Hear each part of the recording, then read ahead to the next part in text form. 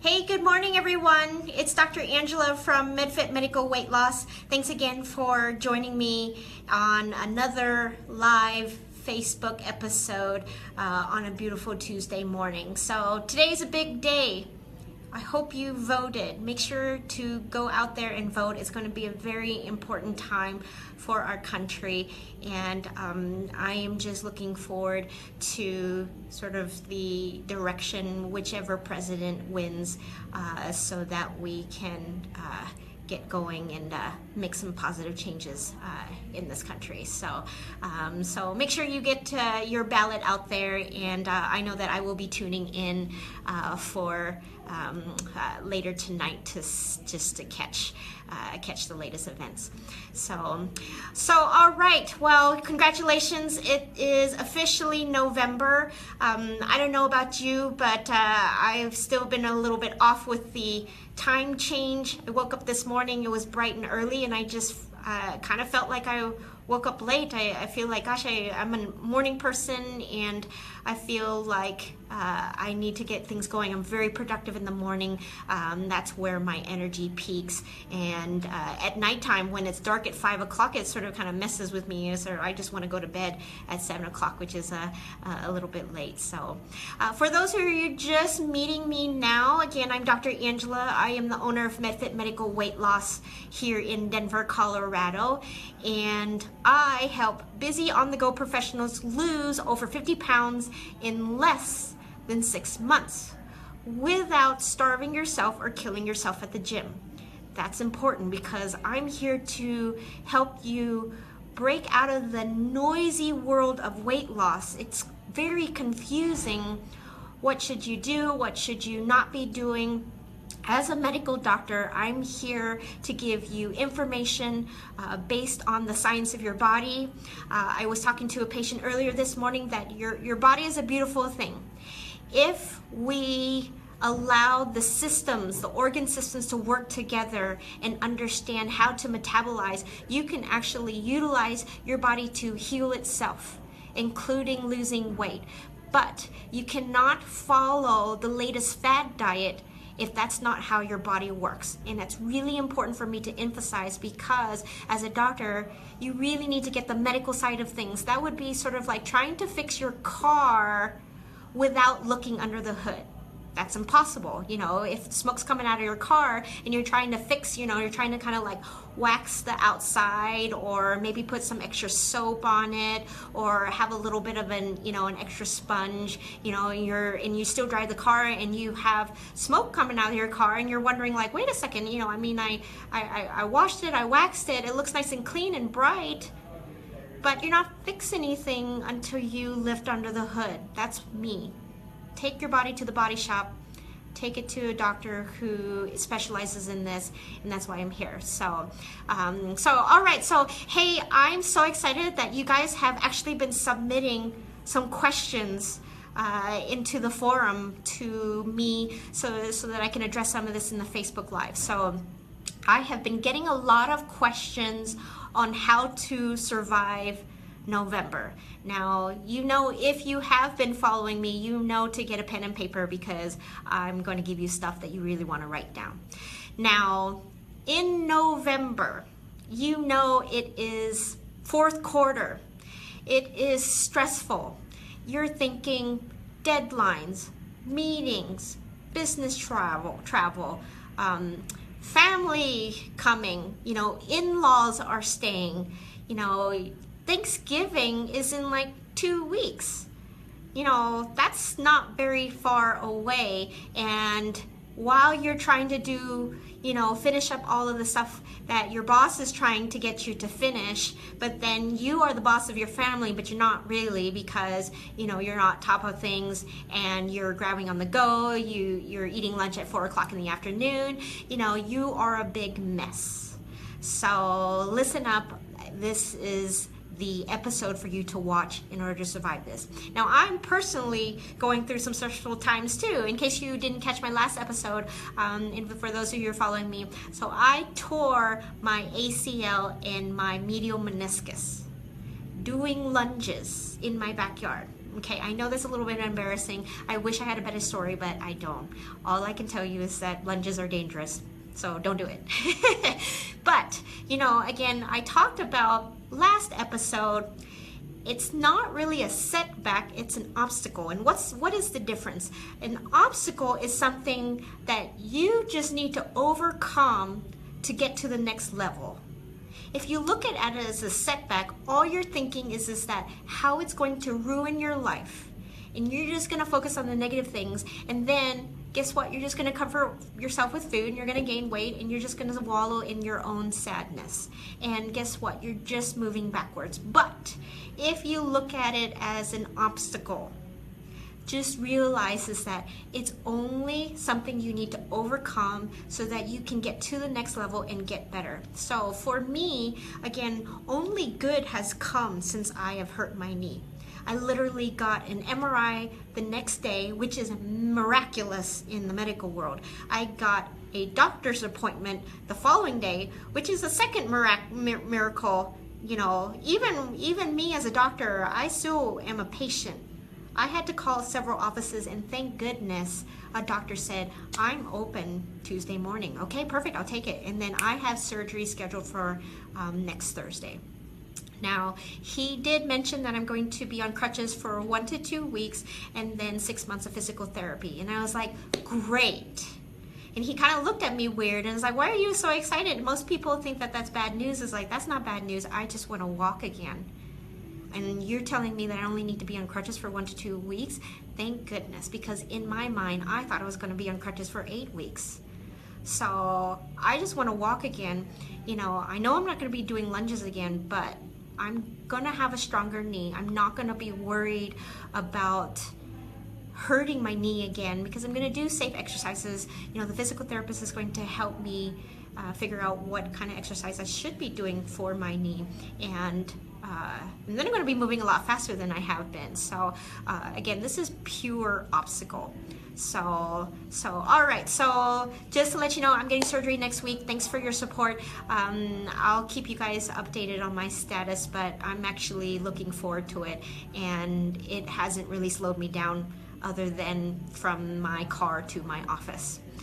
But okay, so let's get back to the most important stuff, how to survive November. Okay, so reminder again, this is actually one of the most stressful months out of the year because yes, again, it is fourth quarter. You have a lot of responsibilities to have to take care of, and it's not just from work, but it's also on a personal life. So how do you deal with it? Number one, find your non-support system. Now you probably confused. Is she just saying non-support system? What the heck is that? I've heard of find a support system, but I've never found or heard of a non-support system. So what does that mean? The likelihood of you knowing your support system is pretty high. So what that means is that who helps you, who supports you, who has your back. It is usually whether it is your significant other, husband or wife, girlfriend, boyfriend, partner. It involves your best friend. It can involve, a family member. You know who is on your side. But guess what? Most of you actually don't realize who are the people who are actually bringing you down, who are not on your side. So it might be your coworker Alice who says, oh, come on, we're having a long day. Let's go grab a bite to eat for lunch, and then we can go back to work. It could be your buddy that you work for and said, dude, why are you on a diet? Stop putting that, salad crap down. Let's go grab a burger. This is what men eat. You've heard of that, And then the problem is that some of the people that are on your support list actually is also on the non-support list. So your husband at home says, honey, I had a long day. It was crappy. I just want to order pizza.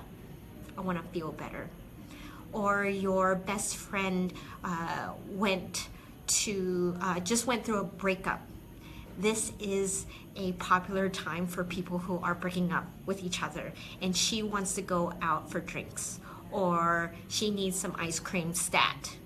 So, and then, so the list goes on and on. So I actually want you to realize that, believe it or not, you actually have to battle the people on your non-support list. That's actually more important because, again, you know those people are always going to be on your side, those people who have your back. But the reality is that you have to be careful because they actually might be the problem. And if you just were the only person in this world who can make your own independent decisions, you actually might make the right choice, but you constantly make the wrong choices because you want to be nice. You want to be their support system. They're asking you to break your plan to validate their own feelings. They feel bad about themselves. And if you don't participate, then you're not validating them, and and then they get upset. You're upset, and you're like, I'm sorry, I'm on your side, and supporting you. But then you're compromising your own values in your plan for the sake of others. So watch out for your non-support system. Again, it can be, remember, the people closest to you. It can be your in-laws who are coming into town. They're going to take over your house. They insist on baking for your kids every day. They want to go out to eat instead of cook in. You're constantly entertaining them. So, I can feel somebody's blood pressure is rising right now. And, you know who you are. These are the people that you need to watch out for. But once I've identified who's on your non-support system, then, again, you can create a plan to go around that, to figure out, okay, how can I protect myself?